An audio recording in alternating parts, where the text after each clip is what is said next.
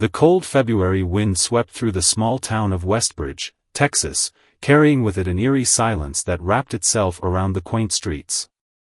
The residents were just beginning their morning routines when the peace was shattered by the blaring sirens of police cars speeding toward St. Helena Church.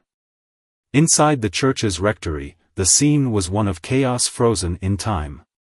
The body of Father Michael Anderson, a beloved figure in the community, lay motionless on the cold, stone floor of his office. His normally serene face was twisted in a grimace of pain, his hands loosely clutching his chest where a letter opener remained lodged. Beside him, a heavy brass candlestick lay overturned, a silent witness to the violence that had erupted within these sacred walls. The discovery had been made by Don Luis, the elderly caretaker of the church, who arrived at his usual time to prepare for the day's services. His voice, normally calm and steady, now trembled as he called for help, his cries echoing through the empty nave. By the time the police arrived, a small crowd had gathered outside the church gates, their whispers filled with confusion and fear. "Who would do such a thing?" murmured one woman, clutching her rosary tightly. "It's Father Michael," said another, disbelief etched into her face. "He's the kindest man in this town." Inside the office, Detective Sarah Whitman, a seasoned investigator, surveyed the scene with a practiced eye. The room was unsettlingly still, the air heavy with the metallic scent of blood.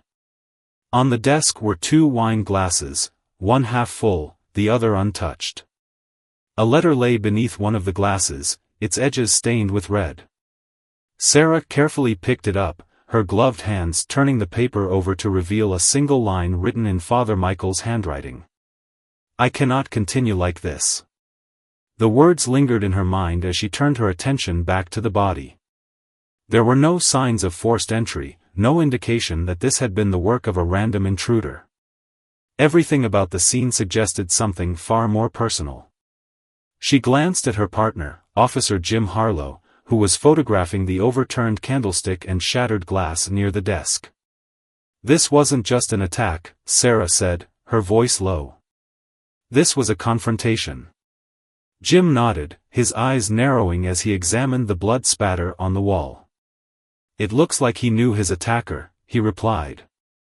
"Someone he trusted." Outside, the whispers grew louder as news spread through the crowd. Father Michael had been a fixture in Westbridge for years, his sermons a source of comfort for the weary and the lost. For many, he was more than a priest, he was a confidant, a guide, a friend. But now, the image of their unshakable spiritual leader was stained with mystery and blood. The community was left to grapple with the unthinkable. Someone among them had betrayed the man who had given so much of himself to this town. As the day wore on, the investigation deepened. The church, once a sanctuary of solace, was now cordoned off with bright yellow police tape, its hallowed grounds tainted by the shadow of violence. Detective Whitman couldn't shake the feeling that this case would reveal secrets far darker than the town could imagine. And in the stillness of the rectory, the letter remained, its haunting words echoing a truth no one was yet ready to face. The investigation into Father Michael Anderson's death began to unravel the carefully woven fabric of the Westbridge community. As the police delved deeper, 2 figures emerged at the heart of the tragedy, their lives intricately intertwined in ways no one had imagined. Father Michael had arrived in Westbridge nearly a decade earlier, a young priest full of optimism and devotion. At just 35 years old, he had become a cornerstone of the small town. His sermons at St. Helena Church were always thoughtful and compassionate, drawing people from all walks of life to his Sunday services. For many, he was not just a priest but a friend, a confidant who always seemed to have time for anyone in need. But beneath his calm demeanor and steady faith, Michael harbored a deep loneliness. He had chosen the priesthood in his early 20s, drawn by a powerful sense of purpose and a desire to serve something greater than himself.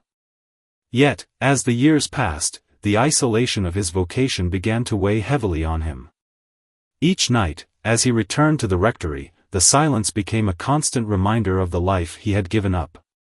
He would watch families gather together after services, their laughter and companionship filling the air, while he retreated to his small, austere office. The weight of his vows felt heavier with each passing year, a quiet ache he could share with no one, not even with his older brother, David Anderson. David, a sharp-tongued businessman, had never understood Michael's decision to abandon a promising career in finance to join the priesthood. Their conversations, when they happened at all, were strained and brief, with David often dismissing Michael's choices as naive. Still, Michael loved his brother deeply, even if their worlds seemed irreconcilable. If Michael was the pillar of the community, Elena Rodriguez was its shadow. A 28-year-old single mother, Elena had moved to Westbridge 5 years earlier, seeking a fresh start after her husband had been deported. Life had not been kind to her. She worked long hours as a waitress at a small diner on the outskirts of town, scraping together just enough to pay the rent for the cramped apartment she shared with her 5-year-old son, Elias. Elena was fiercely devoted to her son, doing everything she could to provide him with a semblance of stability. But beneath her strong exterior lay a woman burdened by fear and exhaustion. Every day was a precarious balancing act, with the constant threat of financial ruin or social rejection looming over her. Her faith, though fragile, had led her to St. Helena Church one cold December evening. She had heard whispers of Father Michael's kindness and decided to attend the Christmas Eve service with Elias. She sat quietly in the back pew, clutching her son's hand as Michael delivered his sermon. His words about hope and redemption resonated deeply, planting the seeds of what would become a complicated and dangerous connection. Elena began attending services more regularly, finding solace in the sanctuary of the church. It was during one of these services that she first approached Michael for confession. In the dimly lit confessional, her voice trembling, she told him about her struggles, about the nights she went hungry so Elias could eat, the mounting debt that kept her awake, and the unrelenting fear that her fragile world could crumble at any moment. Michael listened intently, his heart breaking as she recounted her hardships. He offered her words of comfort and, eventually, more tangible help. Bags of groceries, small amounts of cash, and quiet reassurances became a routine. At first, Michael convinced himself that he was merely fulfilling his duty as a priest, extending charity to someone in need. But over time, the boundary between duty and desire began to blur. For Elena, Michael's attention became a lifeline. In him, she saw not only a figure of faith but a source of stability and protection. She began to confide in him more deeply, revealing parts of herself that she had long hidden from the world. Michael, in turn, found in Elena a kindred spirit, someone who understood the weight of loneliness and the yearning for connection. Their growing bond did not go unnoticed. Some in the congregation began to whisper about the young mother who seemed to linger at the church longer than most. Others chalked it up to Michael's generosity, his willingness to help those in need. But beneath the surface, a storm was brewing, one that neither Michael nor Elena fully understood. By the time February arrived, their lives were inextricably linked, each one clinging to the other for reasons they could not fully articulate. For Michael, Elena represented a chance to fill the emptiness that had haunted him for years. For Elena, Michael was the last thread of hope in a life unraveling. Together, they stood on the edge of an abyss, unaware of the tragedy that awaited them. The bells of St. Helena Church rang out across Westbridge on Christmas Eve 2018, their resonant chime drawing the town's faithful to the evening service. Among them was Elena Rodriguez, her young son Elias clutching her hand as they stepped hesitantly into the warm, candlelit sanctuary. The scent of pine and beeswax filled the air, mingling with the faint murmur of prayer. For Elena, this was more than just a visit to church, it was a desperate grasp for solace in a life that felt increasingly unmanageable. As the congregation settled into the pews, Father Michael Anderson began his sermon. His voice, steady and calm, spoke of redemption and hope in the face of life's hardships. For most, it was a traditional Christmas message, comforting but familiar. But for Elena, the words seemed directed at her alone, piercing through the heavy armor of resilience she had built around herself. She found herself blinking back tears, holding Elias a little closer as the weight of her struggles pressed down on her. After the service, as the congregation filed out into the crisp night air, Elena lingered at the back of the sanctuary. Her son had fallen asleep in her arms, his small frame rising and falling with each soft breath. Father Michael noticed her and approached, his warm smile filled with quiet curiosity. "First time here?" he asked gently. Elena nodded. "Yes. I've been meaning to come for a while." She hesitated, unsure of how much to say to this man who seemed impossibly composed, yet radiated an empathy that felt genuine. "I'm glad you came," Michael said, his tone inviting but not pressing. "If there's anything you need, you're always welcome here." That simple exchange marked the beginning of a connection that would grow in ways neither of them could predict. Over the following weeks, Elena began attending services regularly, always sitting quietly in the back pew, her eyes fixed on the altar. She rarely spoke to anyone, but Michael noticed her presence, her intensity. It wasn't long before she sought him out for confession. The confessional booth was dimly lit, the small space cloaked in shadows. On one side sat Elena, her hands clenched tightly in her lap as she struggled to find the words. On the other side, Michael listened, his heart heavy with compassion as her trembling voice broke the silence. She spoke of the nights she worked late shifts at the diner, leaving Elias with neighbors who barely knew her. Of the mounting rent she couldn't pay, the empty fridge she tried to hide from her son. Of the fear that gripped her every time she opened the mailbox, dreading another eviction notice. Michael listened, his own loneliness momentarily forgotten in the face of her pain. "You're stronger than you think," he told her softly when she had finished. "But strength doesn't mean carrying everything alone. Let me help where I can." It started small. A bag of groceries discreetly left at her door. A few crumpled bills slipped into her hand after service.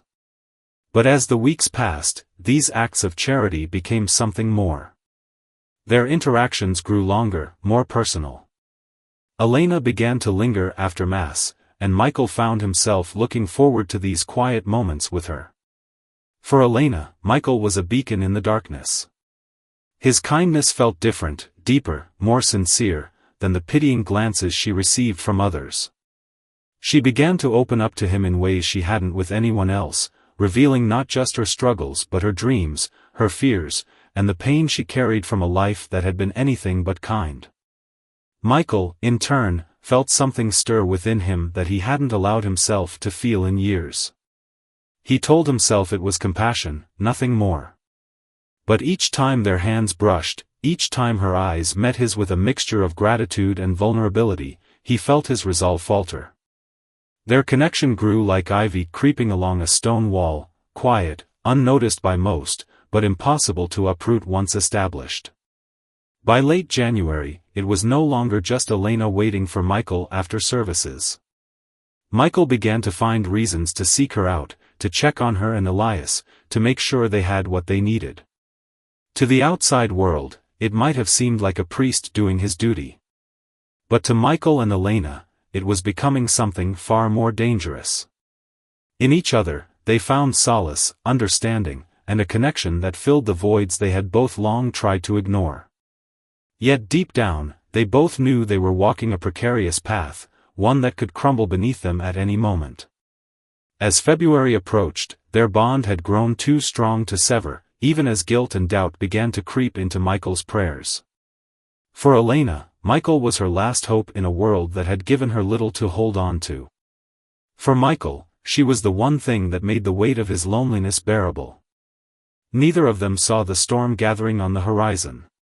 By early February 2019, the bond between Father Michael Anderson and Elena Rodriguez had grown dangerously close, like a thread pulled too tight, ready to snap. What had begun as charity had transformed into something neither of them fully understood but both relied upon. Their lives, once separate, were now deeply intertwined, each one providing the other with a sense of solace that felt irreplaceable. But the cracks in their fragile connection were beginning to show. In a town as small as Westbridge, secrets were hard to keep.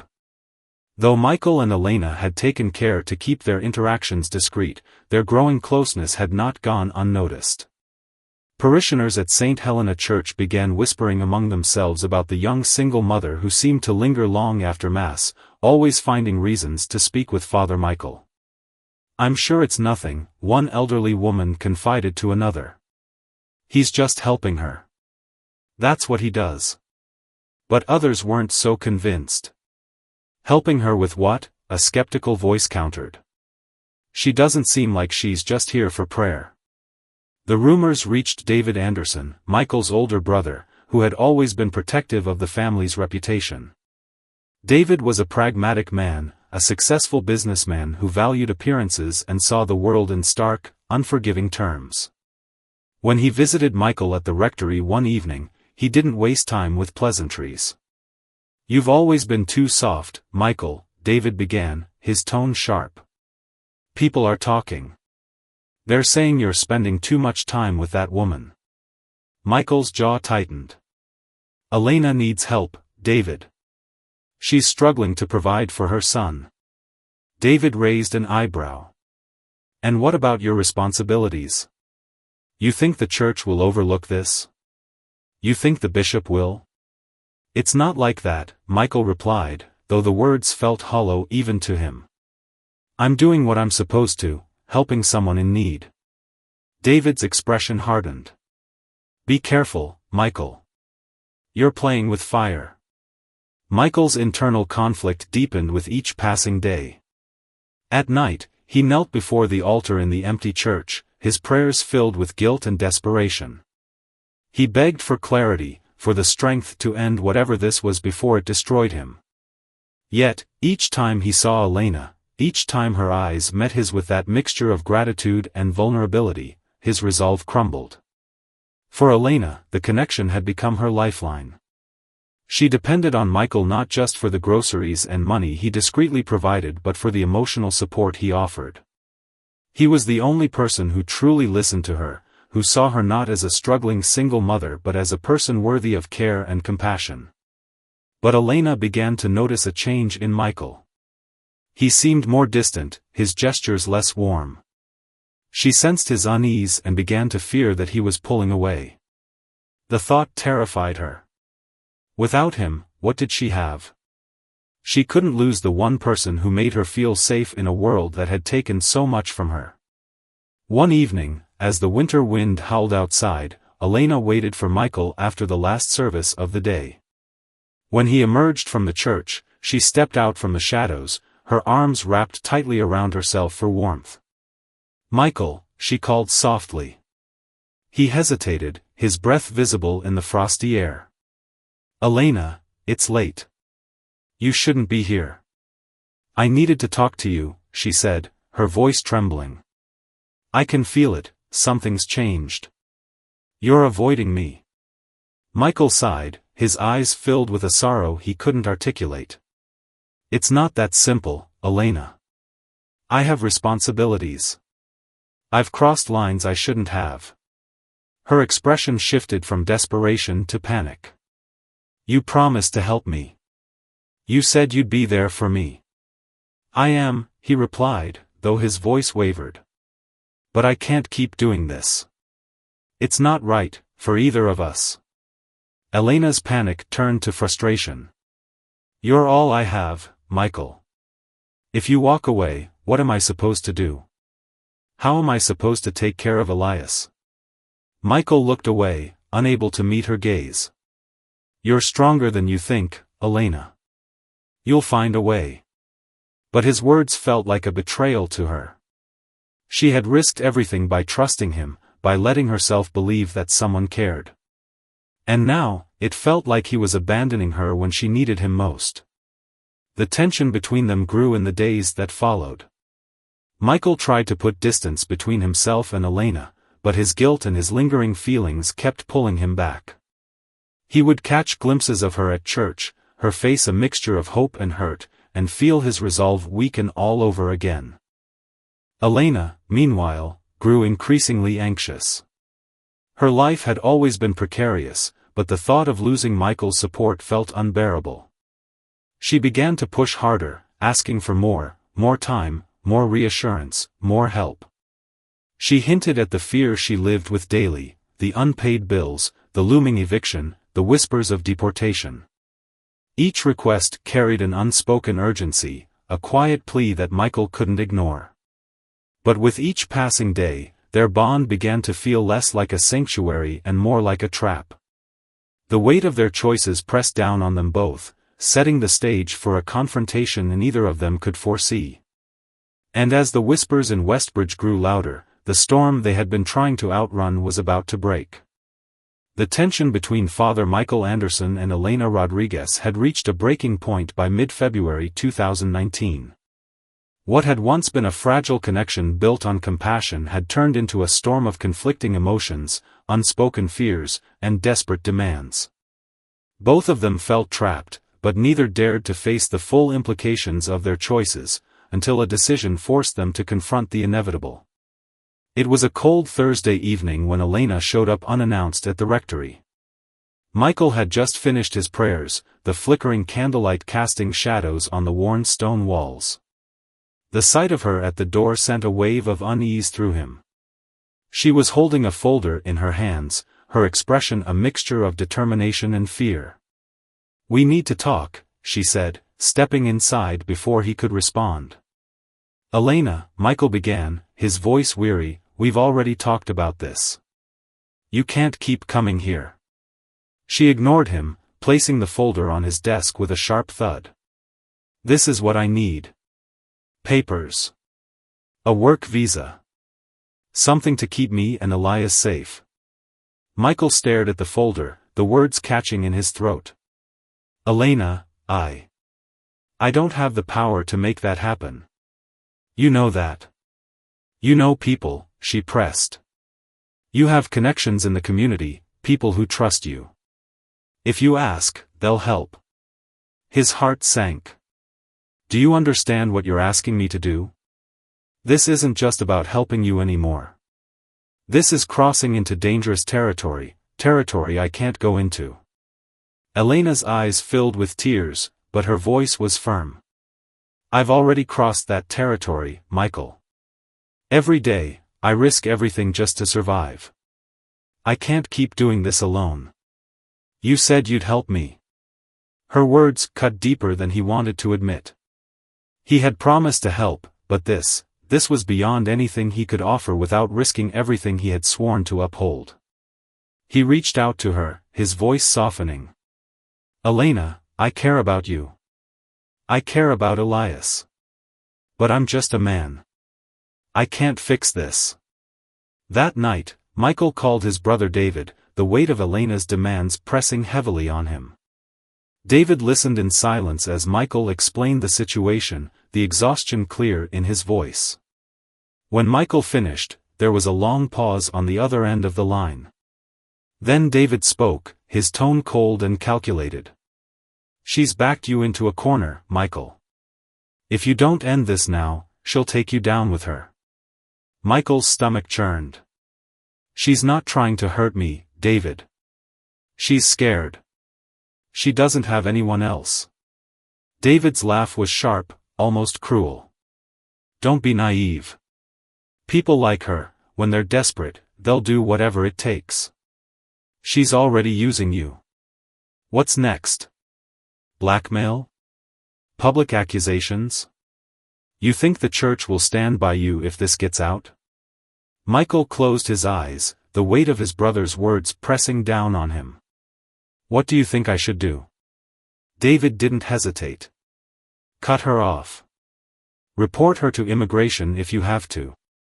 It's the only way to protect yourself and your position. She's not your responsibility." The suggestion hit Michael like a blow. The idea of betraying Elena in such a way felt unthinkable, but deep down, he knew David was right. The situation had spiraled out of control, and his inability to draw boundaries had only made it worse. The following day, Michael avoided Elena's calls and texts, his heart heavy with guilt. He knew what he had to do, even if the thought of it made him feel like a monster. That evening, after hours of deliberation, he contacted a friend in local law enforcement, subtly inquiring about the process of reporting someone to immigration services. The call was brief, but when it ended, Michael felt a sickening sense of finality. He had taken the first step toward severing his ties with Elena, a step he hoped would save them both from further harm. But Elena wasn't oblivious. The next morning, she received a phone call from a friend who worked at the diner where she was employed. The news was like a knife to her chest. Someone had reported her. The authorities would likely be visiting soon. Her mind raced, the betrayal hitting her like a tidal wave. There was only one person who knew enough to do this, only one person she had trusted completely. Michael. That evening, Elena stood outside the church, her fists clenched, her heart pounding with a mixture of fury and heartbreak. The man she had trusted, the man who had promised to protect her, had turned against her. She wasn't just angry, she was devastated. Every ounce of hope she had placed in him now felt like a cruel joke. Inside the rectory, Michael sat alone, staring at the crucifix on the wall. His prayers that night were different, filled not with hope but with desperation. He had betrayed the very principles he had vowed to uphold, and for what? To protect himself? To escape the consequences of his own choices? Neither of them could have known that the decisions they made that day would set in motion a chain of events that would end in tragedy. As the storm gathered on the horizon, the fragile bond they had built was about to shatter, leaving both of their lives irreparably broken. The evening of February 5, 2019, was still and quiet, a deceptive calm hanging over Westbridge. The chill of winter crept into the air, but it was nothing compared to the cold anger festering in Elena Rodriguez's heart. She stood outside the rectory of St. Helena Church, her breath visible in the frosty air, her fists clenched at her sides. She had come to confront Father Michael Anderson, the man who had betrayed her in a way she could never have imagined. Inside, Michael sat at his desk, the dim light of the desk lamp casting long shadows on the walls. His hands rested on an open Bible, but he wasn't reading. His mind was a storm of guilt, fear, and regret. The phone call to the immigration authorities had been a step he never thought he'd take, and the weight of his decision now hung over him like a shroud. A sharp knock on the door shattered the silence, jolting him from his thoughts. He froze, his breath hitching. Few people came to the rectory at this hour, and he had a sinking feeling he already knew who it was. "Michael, open the door," Elena's voice called out, firm but trembling with barely contained emotion. Michael hesitated, his hands gripping the edge of the desk. He wanted to ignore her, to pretend he wasn't there, but he knew she wouldn't leave. Slowly, he stood and crossed the room, unlocking the door. The moment he opened it, Elena pushed past him, her face pale but her eyes blazing with fury. "Elena, you shouldn't be here," Michael began, his voice low and strained. "Don't you dare tell me where I should or shouldn't be," she snapped, spinning to face him. Her hands trembled as she pointed at him, her voice rising. "You did this to me. You reported me." Michael's stomach churned. He had prepared himself for this confrontation, but the pain in her voice was sharper than he'd anticipated. "Elena, You lied to me," she interrupted, tears streaming down her face. "You told me you cared. You told me you would help me. And then you turned around and destroyed my life. Do you have any idea what you've done?" Michael closed his eyes, struggling to steady himself. "I didn't want to hurt you," he said quietly. "But this has gone too far. I couldn't see another way." Elena let out a bitter laugh, shaking her head. "Too far? Do you know what's too far? Living in constant fear, not knowing if you'll still have a roof over your head tomorrow. Watching your son go to bed hungry because you can't afford to feed him. And the one person you thought you could trust, he betrays you." Her words cut deep, but Michael forced himself to stand firm. "Elena, I made mistakes. I let things go further than they should have. But this, what we were doing, it wasn't right. Don't you dare lecture me about right and wrong," she hissed, stepping closer. "You were my only hope, Michael. You knew that. And you took it away." The air between them was thick with tension, neither willing to back down. Michael's gaze dropped to the desk, where the brass candlestick he had used earlier to light the room still rested. He moved to step back, but Elena's voice froze him in place.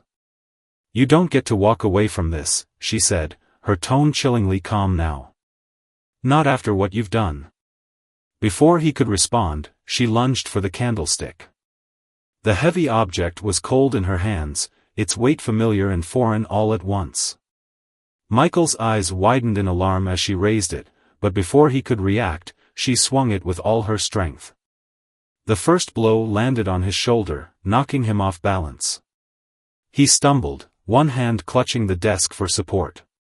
"Elena, stop," he shouted, but his voice cracked with pain. She didn't stop. The second blow struck his head, sending him sprawling to the floor. His vision blurred, the room spinning as he tried to push himself up. Blood trickled down his temple, warm against his cold skin. In the haze of pain, he saw her reach for something else on the desk, a letter opener. Panic surged through him, but his body refused to move fast enough. He barely registered the sharp pain in his chest as she drove the blade into him, her sobs breaking the silence that followed. Michael's breath came in shallow gasps as he lay on the cold, unforgiving stone floor. His mind raced with fragments of prayers, regrets, and the weight of choices he could never take back. His gaze fixed on the crucifix hanging on the wall, its image blurred by the tears filling his eyes. Elena stood over him, her chest heaving as she dropped the letter opener. The realization of what she had done washed over her like a tidal wave, leaving her frozen in place. For a moment, the only sound in the room was her ragged breathing, punctuated by the faint ticking of a clock. As Michael's breaths grew fainter, she took a step back, her hands trembling and stained with his blood. Panic set in, her mind screaming at her to run.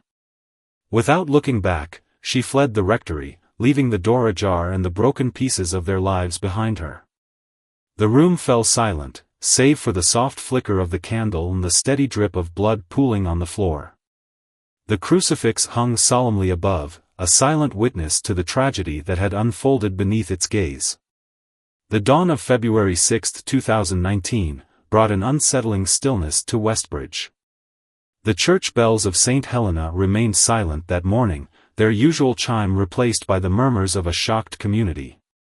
The news of Father Michael Anderson's violent death had spread quickly, casting a shadow of disbelief and grief over the small town. Inside the rectory, the scene of the crime had been meticulously cordoned off. Detective Sarah Whitman, a seasoned investigator with a reputation for her sharp instincts, stood in the center of the room, taking in every detail. The pool of blood where Michael had fallen had already begun to dry, the crimson stain spreading across the cold stone floor. The overturned brass candlestick and shattered glass near the desk told a story of chaos, but it was the bloodied letter opener still resting on the desk that held her attention. "This wasn't random," Sarah said to her partner, Officer Jim Harlow, as she crouched to examine the blood spatter. "Whoever did this knew him, and it got personal." Jim nodded, his camera clicking as he documented the scene. "The community's in shock. The whole town thought the world of him.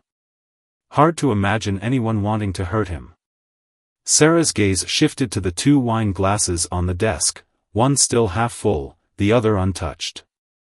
Next to them was an open Bible and a partially crumpled letter, its edges stained with blood.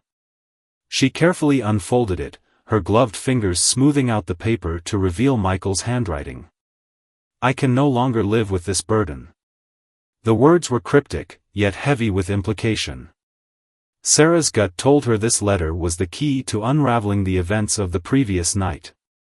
As the crime scene team worked, Sarah and Jim began their interviews. Parishioners described Michael as kind, compassionate, and deeply devoted to his congregation. But as they probed deeper, a pattern began to emerge.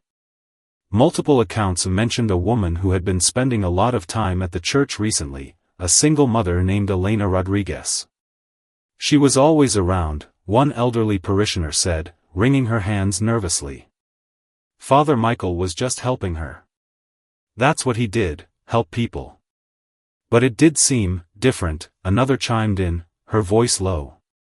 She lingered. They talked a lot, more than usual for someone just needing charity. The detectives tracked Elena to the small apartment she shared with her 5-year-old son, Elias, in the poorer part of town. But when they arrived, the door was ajar, the interior eerily silent. Inside, the furniture was sparse, the walls bare.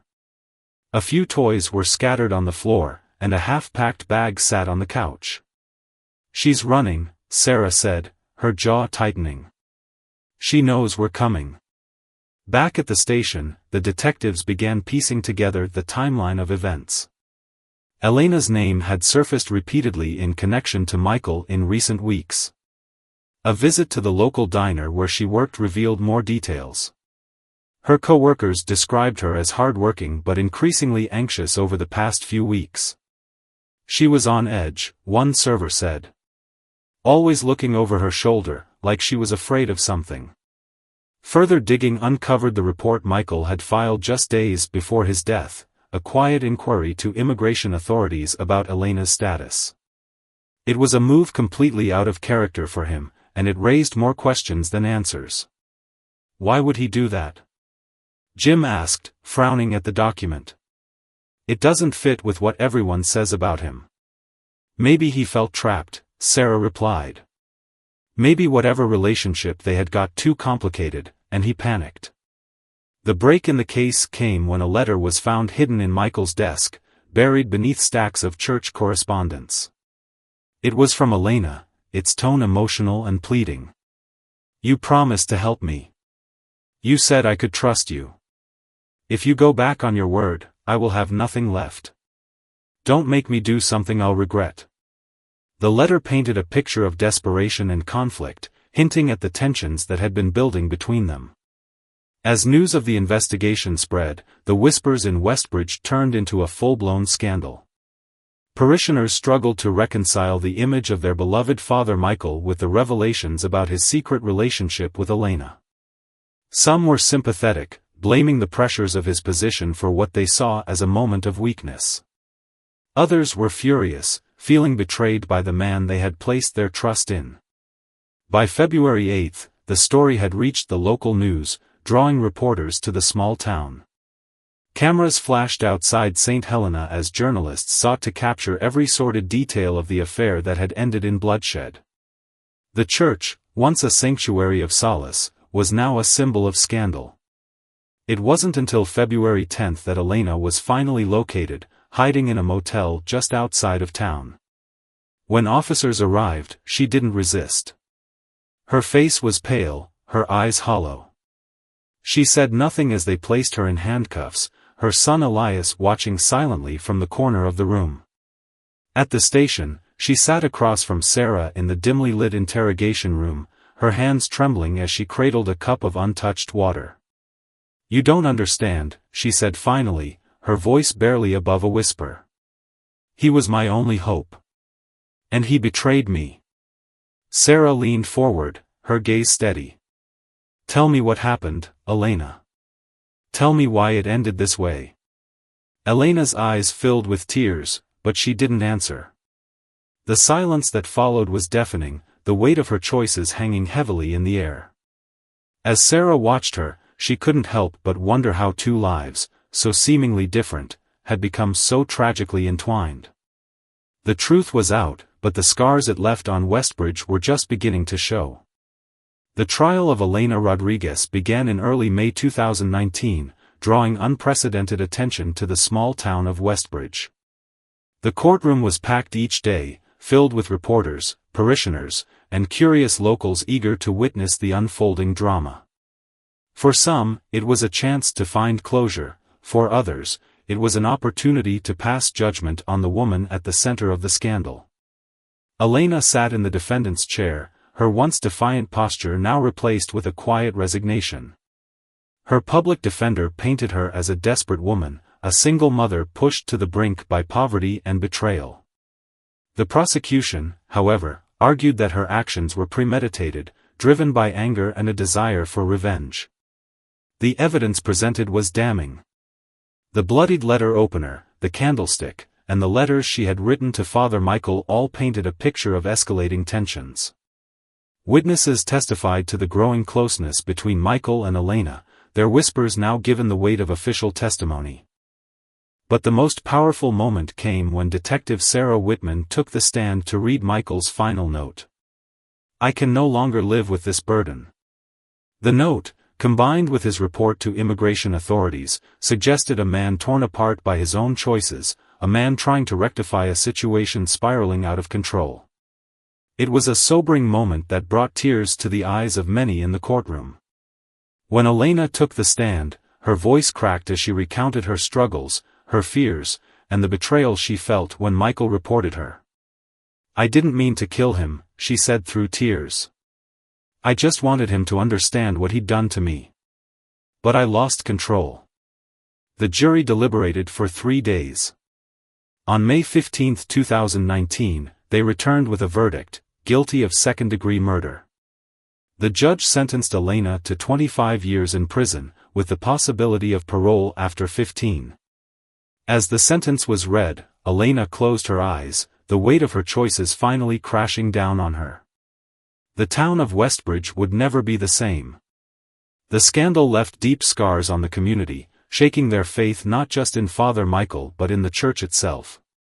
Attendance at St. Helena dwindled in the months following the trial, the once bustling congregation reduced to a handful of devoted parishioners. The rectory, still stained by the events of that fateful night, remained eerily quiet, a reminder of the tragedy that had unfolded within its walls. Michael's brother, David Anderson, was left grappling with his own guilt. His advice to report Elena had been a desperate attempt to protect Michael, but it had set into motion the chain of events that led to his brother's death. He sold his business and moved away from Westbridge, unable to face the memories that haunted him. As for Elias, Elena's young son, he was placed in the care of a foster family. The boy, once so full of life, grew quieter, his bright eyes dulled by the loss of his mother. But the family who took him in vowed to give him a fresh start, a chance to rebuild the life that had been so cruelly disrupted. The story of Father Michael and Elena became a cautionary tale, a dark reflection of how even the best intentions can lead to devastating consequences. For Michael, his desire to help someone in need had crossed boundaries he couldn't control, leading him down a path of guilt and despair. For Elena, her desperation had turned into anger, clouding her judgment and leading her to commit an irreversible act. The people of Westbridge were left to pick up the pieces, to rebuild their faith and their community in the shadow of a tragedy that had forever changed them. And now, we turn to you, the audience. What do you think led to this tragedy? Was it Father Michael's inability to set boundaries, or Elena's desperation that pushed her too far? Could this tragedy have been avoided, or was it inevitable given the circumstances? We want to hear your thoughts. What would you have done in their place? Let us know in the comments below, and don't forget to like and subscribe to our channel for more stories that delve into the complexities of human behavior, faith, and morality.